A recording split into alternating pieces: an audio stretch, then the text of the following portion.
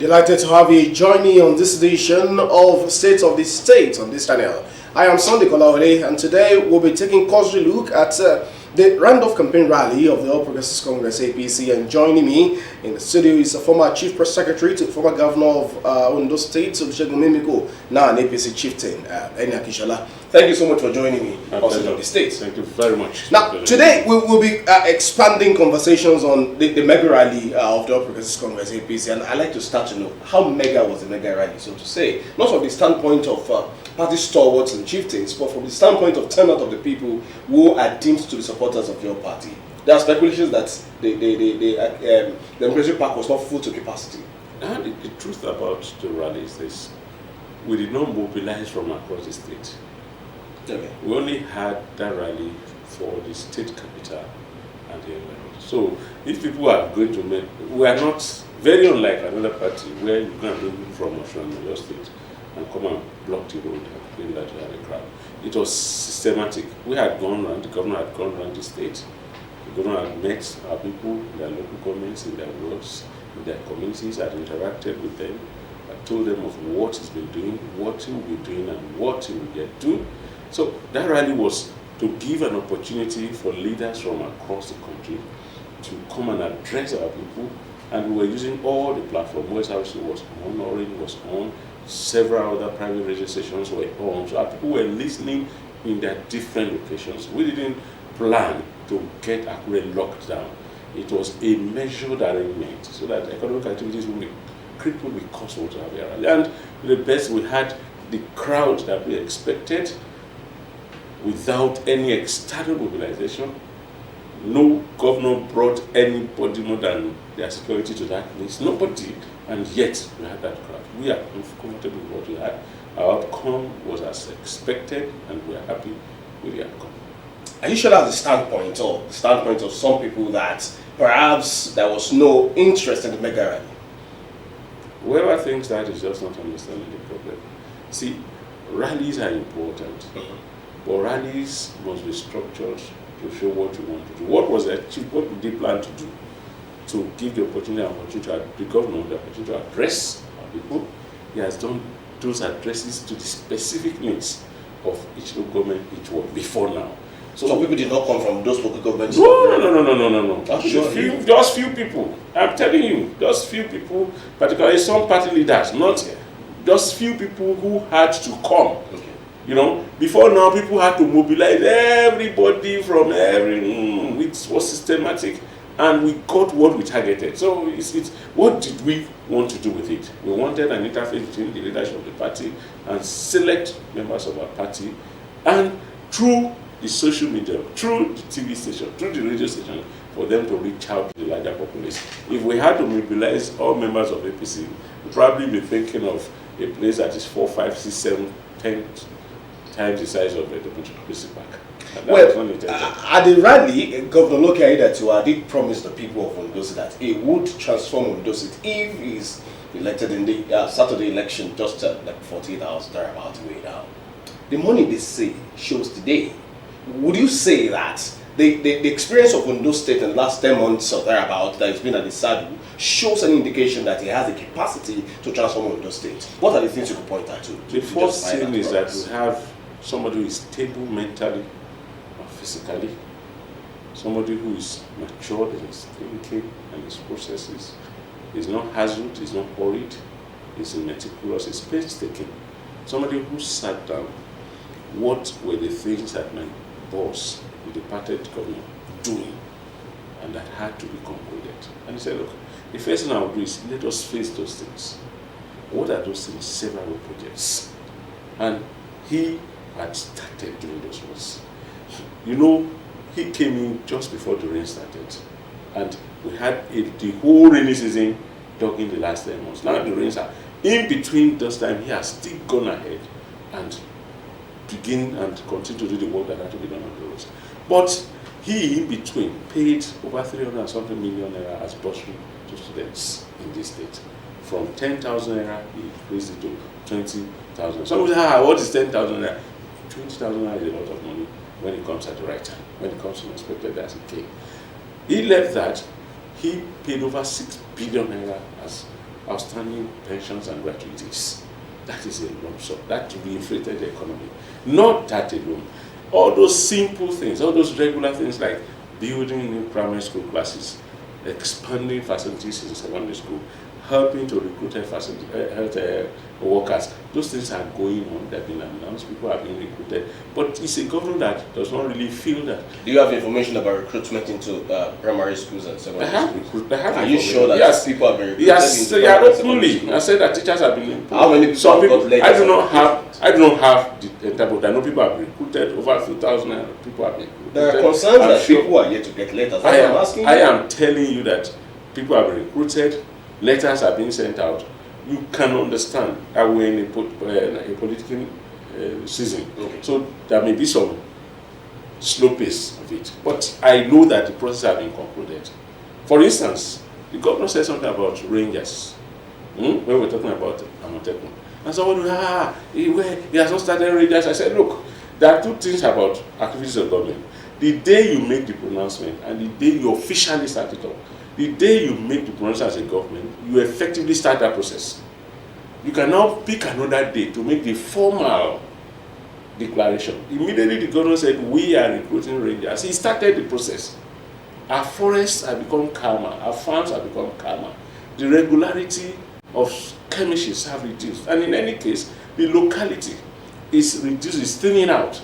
Before now, the axis surrounding Ondo, Edo, Ondo, Kogi was an every minute, every day thing. It has reduced drastically because the government has frontally attacked it. But it's somebody who is not too loud in terms of what we have achieved.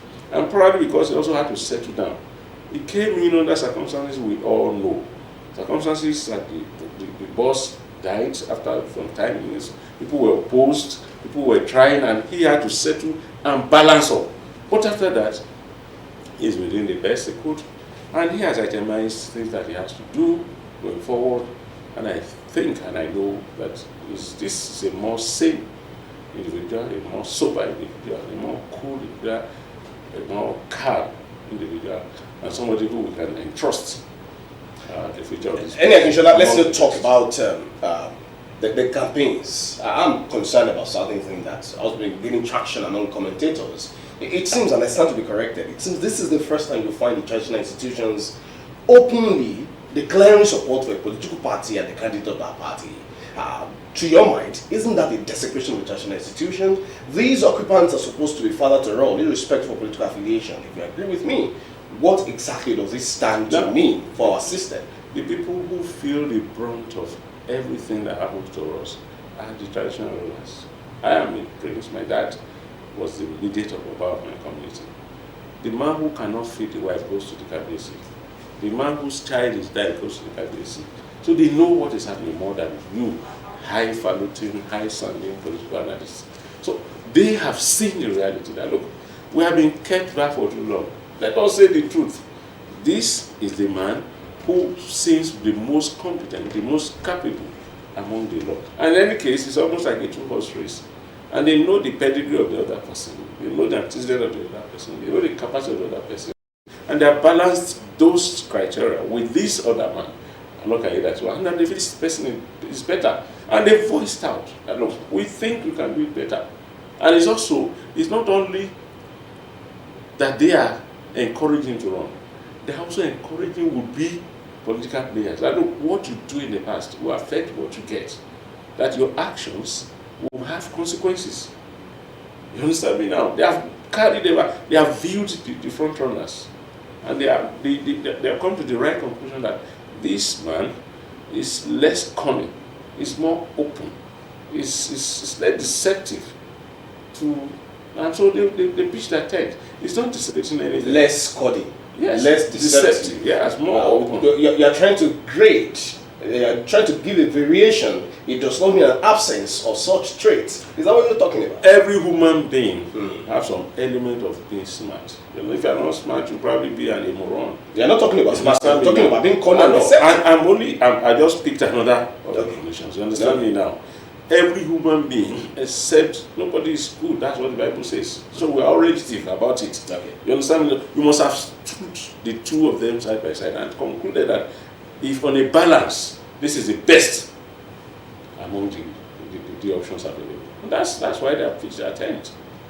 And you can't fault them. They have not said we are forcing our soldiers to go and vote. They have said, look, from our mind, this is the best in the circumstance, and they are appealing that look, let us, because we also need to create a balance. He will not be starting de novo, he will not be starting from point zero. He has seen the contradictions in the system. He has benefited from it. He has also paid the price for it. So he now knows where the shoe pinches more.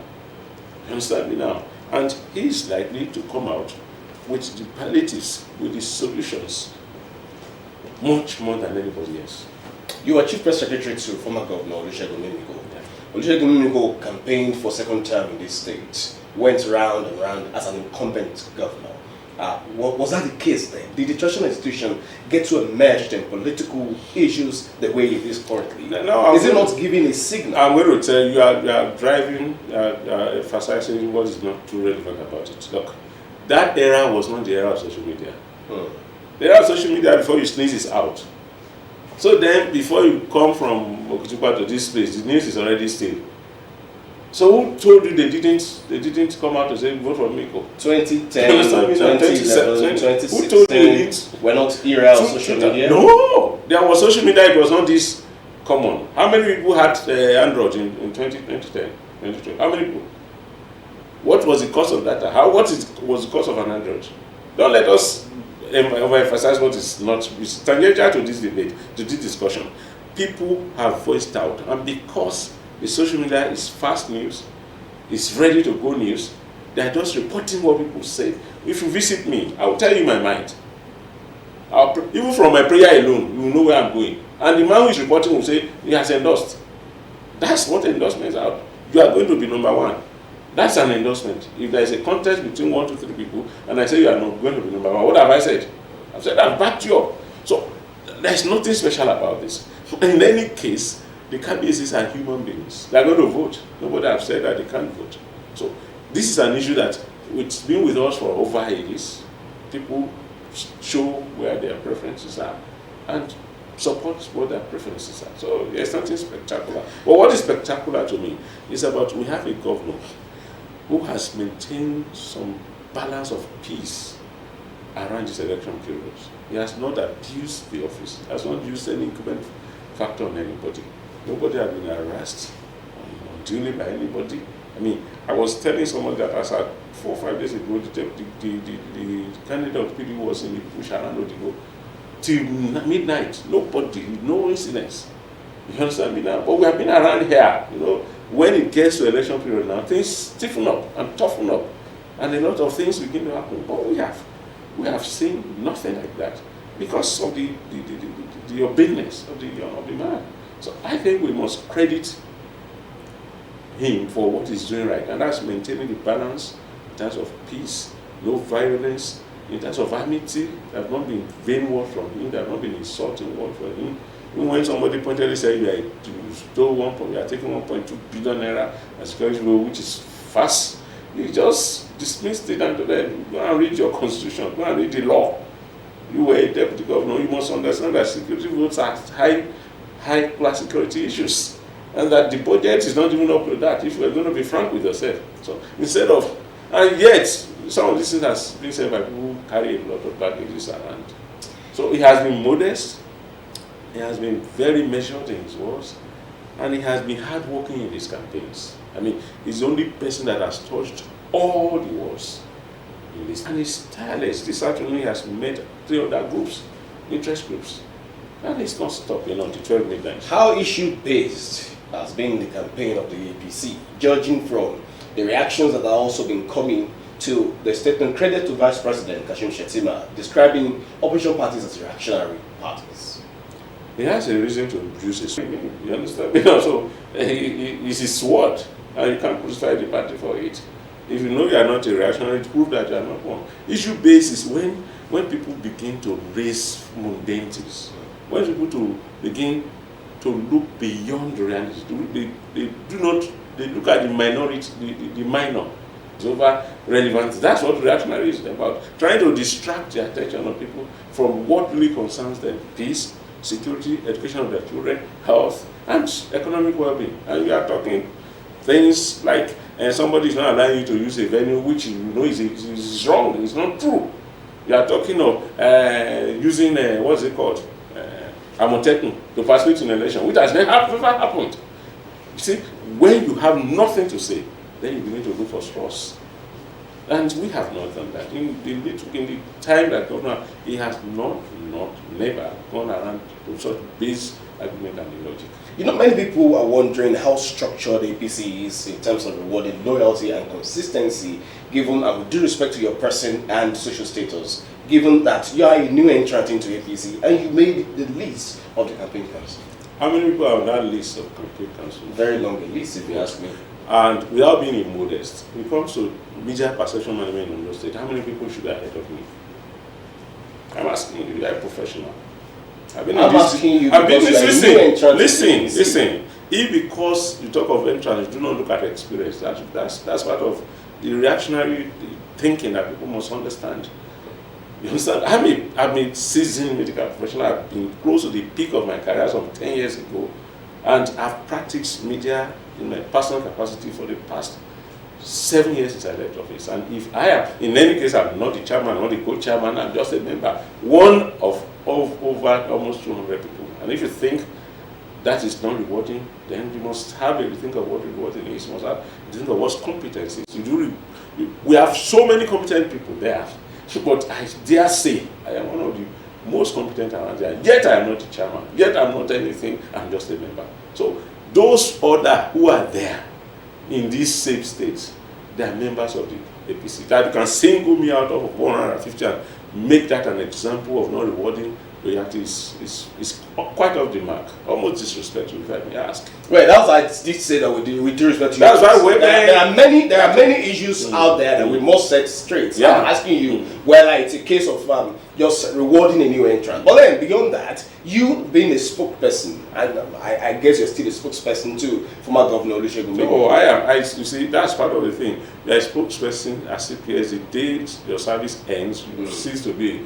Well, you are still together. He's my friend, he's my brother, he was my boss, he was my principal. The question is this. I have no regrets about you had the same political leaning all along. Now you're in the APC. Is it fueling the speculation in many quarters that your former principal could be on his way to the APC? People are free to believe what they want to believe. But I'll tell you a story. In the elections before I came to Ondo State in 2009. I've been a campaign manager of somebody who emerged as a member of House of Assembly in Lagos State. You understand me? On a party other than PDP. I didn't join PDP until quite recently. I was in Labour Party. Before then, because Labour Party was then the party around here when I came to Lagos State. You understand me now? So, and along this line, it has always been, what do I believe? What's my worldview? My worldview is social democracy. My worldview is preventing infant and maternal rates skyrocketing. My worldview is accessing education to the common and less privileged. And I saw this. I saw what is wrong with PDP, and that an incapacity to solve its contradiction at the national level and at the local level. And I saw a PDP that is more serious about solving its internal contradiction. Why is there a political party? Why? To fight for power so as to change the life of people. If you are not serious about fighting for power, and I am concerned about changing the life of people for good, are you going to hoodwink me and lock me up in your insanity or your seriousness, pardon my using your language? So I looked at the possibility. I looked at what is ahead of us to do. Are we going to allow people who are not serious about political power just hold us down, who have turned contesting for political power as money-making ventures, and continue to align with them? I don't want to talk about some of these. I'm here to tell you that the PDP is the most ready, most prepared, most equipped party to take this state further. I am so concerned about taking this state further, and that is why I aligned. And I told people, in aligning, I'll tell you, there is nothing to struggle for. You understand me now? But I've been CPS some 7-8 years ago. And from that small office, I've impacted my own small environment. I have no regrets about it. I have no regrets about the action I'm taking. I have no regrets supporting local that I know that the road will be tough, but I know that it's going to do better for the people of Ondo State than any of the other candidates. Accusations and counter-accusations arrive among political parties, but much more importantly, between the APC and the PDP, trading words and saying that there are signals that they might want to compromise the electoral process. Does this really look like healthy for the system? Each time we are having an election, there have always been these allegations and counter-allegations. I don't know. When are we going to really get off? It's a part of politicking. Is outsmarting your opponent. It's part of politicking. And so sometimes when we sound esoteric about what politics is all about, two people are struggling for the same thing. You understand me now? I will take steps to make sure that I'm way ahead of you. Some people abuse that and lie shamelessly about things. That is off the mark.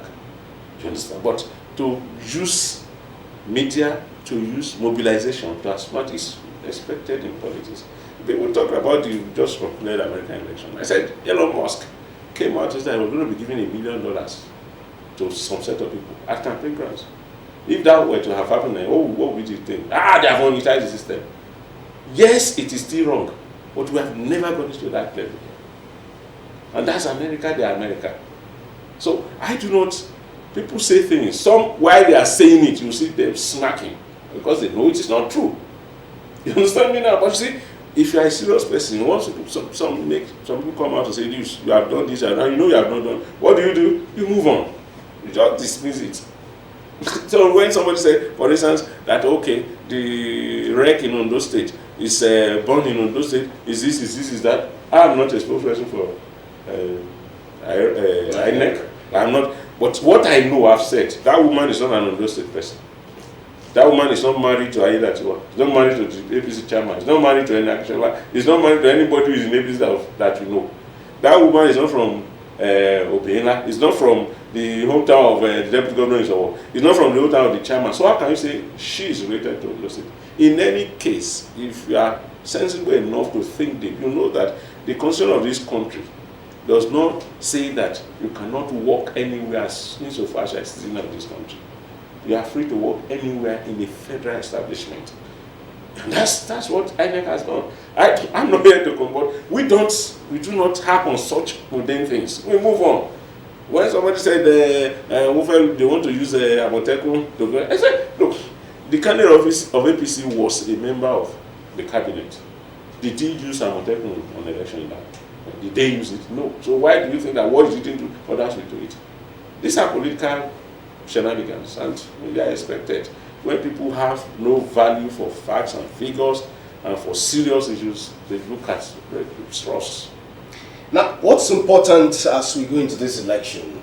One, free, fair, credible election, security of the people, and ensuring that there's no violence, as well as looking at the issue of commercialization of votes. What's the disposition of the APC and the campaign council on which you're serving to the issues of commercialization of votes?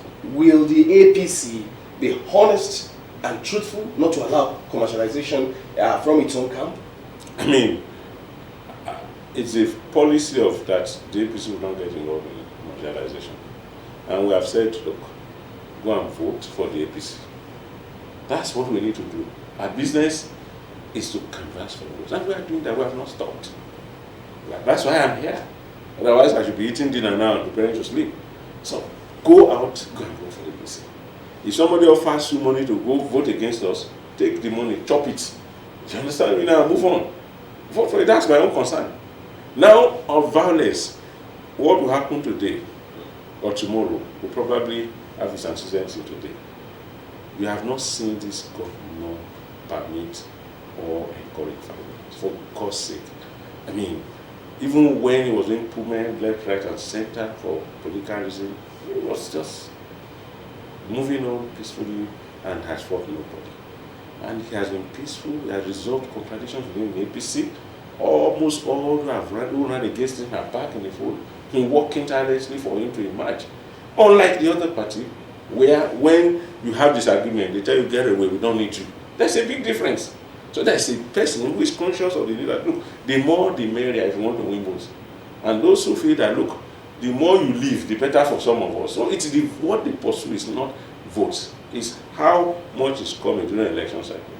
How are we going to share it among the few that are left and deceive the populace that we are preparing for election? Understand me now? So there's seriousness on one part, there's on. So you can't compare carrots and cucumber. They are two different things. Mr. Kishola, how easy or how well do you think the APC will have it on Saturday, considering the economic atmosphere of the Nigerian state has been controlled by the APC at the national level? Nigerians are getting aware of the reality, and I'm going to be frank. Things are tough.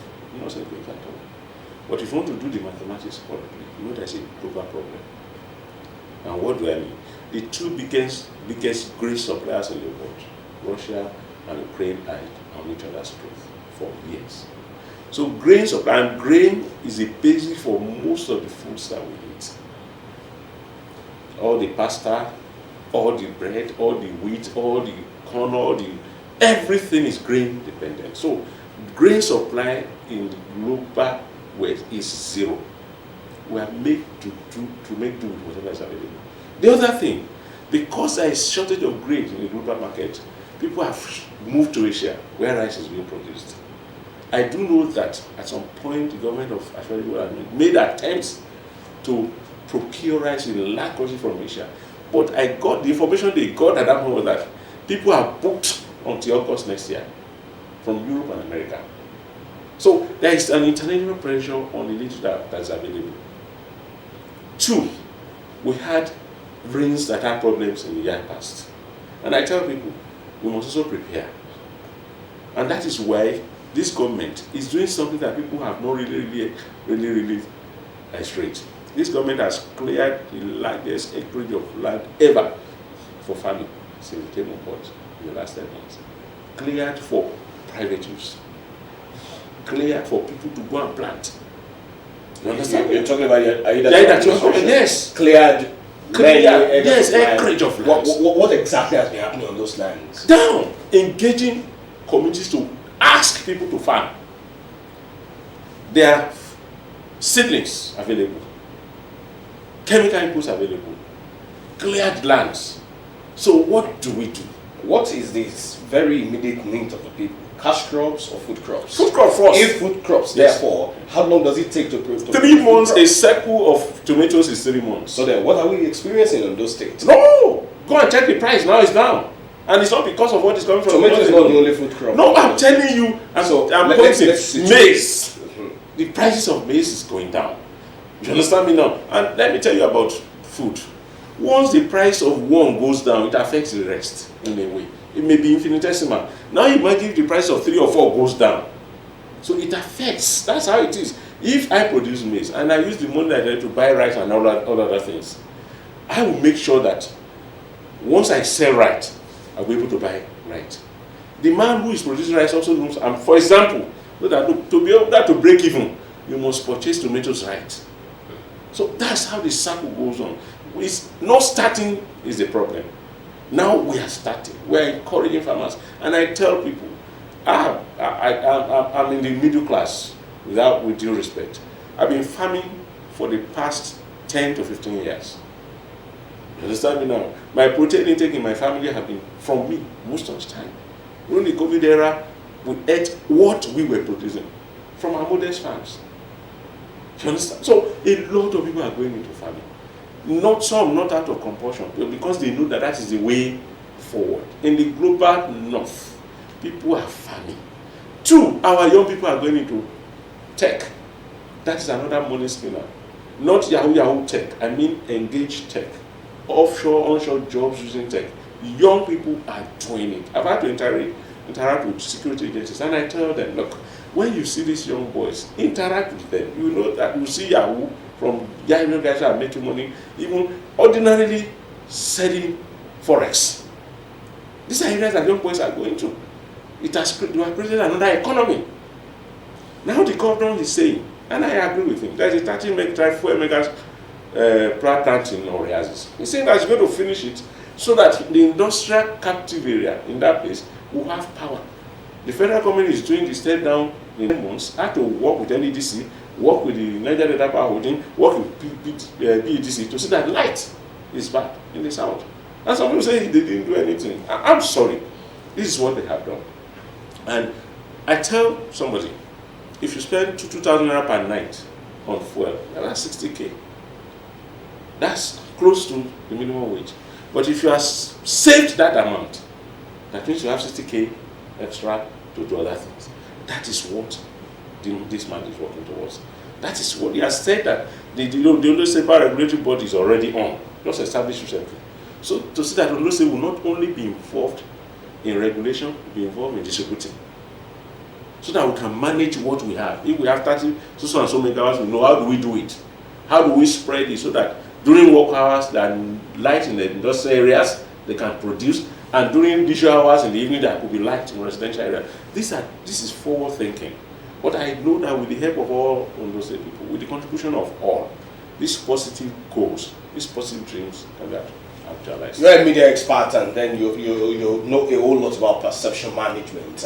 How well, therefore, with the issues I've raised, especially looking at what APC has been about at the center, how well would that augur well, especially looking at the perception of residents of Ondo State of the APC? I'll tell you, our people are seeing through the subterfuge, are seeing through the exaggerations, they are seeing through the political manipulations. Yes, things are hard, but our people are seeing through the lies. And look, before a woman gives birth, at the peak of 9 months, there will be some hardship. But after delivery, what happens? Peace, calmness. But getting to that point, we all agree that subsidies have to be removed. That is a means of running this with a grant. All the parties, OBO, Atiku said they were going to do it. This man removed it. And the same people are saying that why did he remove it? That's a hypocrisy of the highest order. We know that people are double trading on our forex. Somebody wakes up one day, he approaches Central Bank, gets $1 million, comes to what's that place? Post office, gives it to several people. By evening, he becomes a billionaire. Is that how countries run? No country ever was like that. And I said, look, let us put a stop to these things. Let our forex, which is our money that is kept for the rainy day, be kept where it's not for such trading, inside trading that will only enrich a few people and pauperize many others. Look, if we need the forest, let it be where it is. And since they started, the forest has increased. Some people say, nothing is happening. Allocation to states have increased by more than 50%. You understand me now? And that's why some of us say, look, after the election, we're going to be focusing on our states. We're going to be talking to our Mr. Governor. Mr. Governor, please, you have carried this mandate. Now let us use it to the benefit of the masses. And he's somebody who listens. He knows where they should pinch his hands probably. And apart from people who have taken politics as their pastime, as a means of just making money on a regular basis and living their hedonistic life all around. I'm also concerned about why the issue of minimum wage should be a campaign issue. Not just by the APC, but also by the PDP and some other political parties. The issue of workers' welfare, do not think it's a matter of rights, as it were. As the scriptures will say, the laborer is deserving of his wages. So why is the issue of minimum wage a campaign issue across political parties? There are no issues that are off the table in politics. Don't let us pretend as if we are not. Look, in America, there are no issues that are off the table. Anything can be used. A lot of things, except those that are immoral. You understand me now? Those that are illegal. What is important is what substance do you want to take from what anybody is saying? You understand this? I mean, what is the substance? What are you trying to say? Thing is not important. Move on. But people raise issues just to. If the issues are not being raised, we won't be discussing it. A lot of people won't be discussing it. And then it's going to be easy for one governor to say one day that way, I'm paying 60 because we can't afford. Now we have raised the bar. Immediately this governor says 73, somebody said 76, somebody says 75. That is how it is. Before you know it, maybe our own governor will still have to be pressurized in the next 2 years to say that, okay, we are reconsidering it.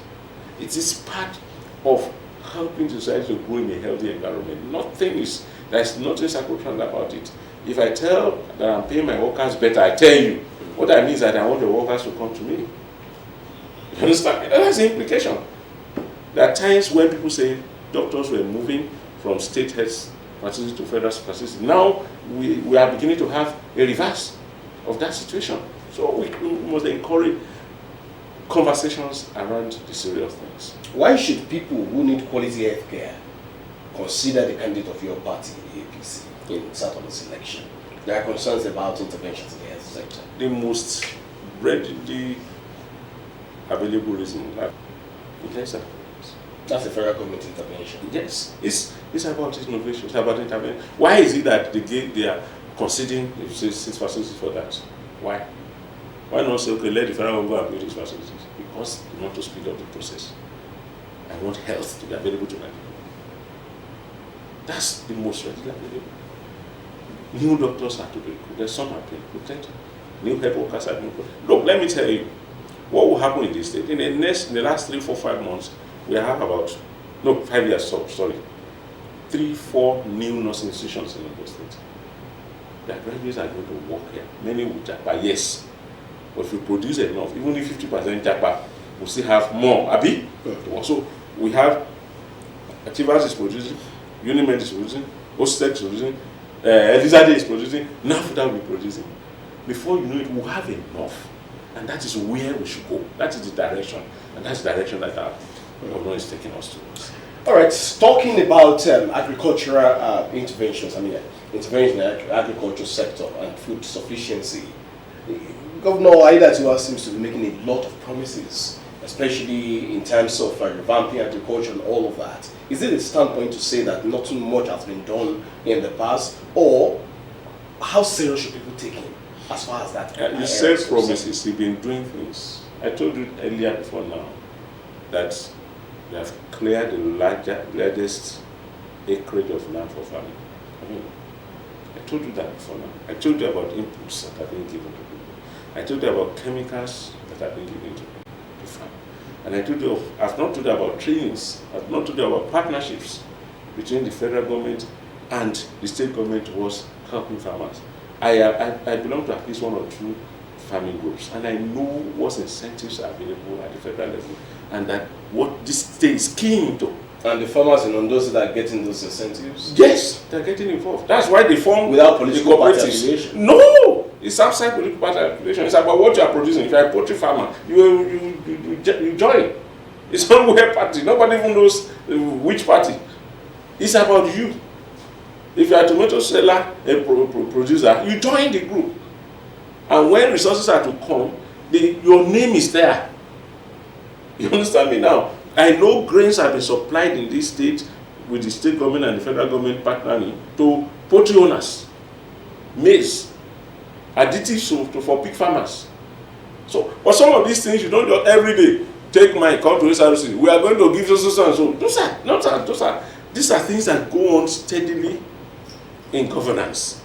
It is when you see the output that you know that something is changing. It's like someone say, the Ondo state is dirty. I say, yes, then. But now that it's clean, is anybody talking? You understand me now? Because the system has taken over. The system is now going seamlessly. Then there were issues between government and those who were handling the cleaning. And once those ones are received, what happened? The process. So that is precisely what's happening in agriculture. Once things begin to move, nobody go and kill people in their farms. More people will go to farms. And it's happening already. We are securing our farms. The confidence is there. I told you in a way, I'm a farmer in my own way. A drum of cassava flakes, that is the back, rose from less than 150 to 500 naira. Now it's going down again. You understand me now? It's going down again because people are now going to farms again. They are harvesting, and it's easy to come to town and peel and sell. Now, Mr. Inekoshala, how genuinely united is the fold of the APC going into this election? There have been a series of conversations around certain people not having it well with the candidate of your party. I give you some instances. The former Commissioner for Finance, now you find him with the candidate of your party. Juma Ibrahim, now you find him with the candidate of your party. But how genuinely united is the APC? I think the question is you should answer that question. You should answer the question. When they were away and not relating with the governor, they said they were divided. Now they are back relating to God, and working with him. What else do you think? You see, before a man can come out and say, come, go and vote for this man, that means in his heart of hearts, they are taking a decision. You understand? And you see, the thing about information is, if I tell you, go and vote, I can't call all of you back again to say, don't go and vote. So, and politics is also not about truth. Politics is about self, it's about community, it's about the larger populace.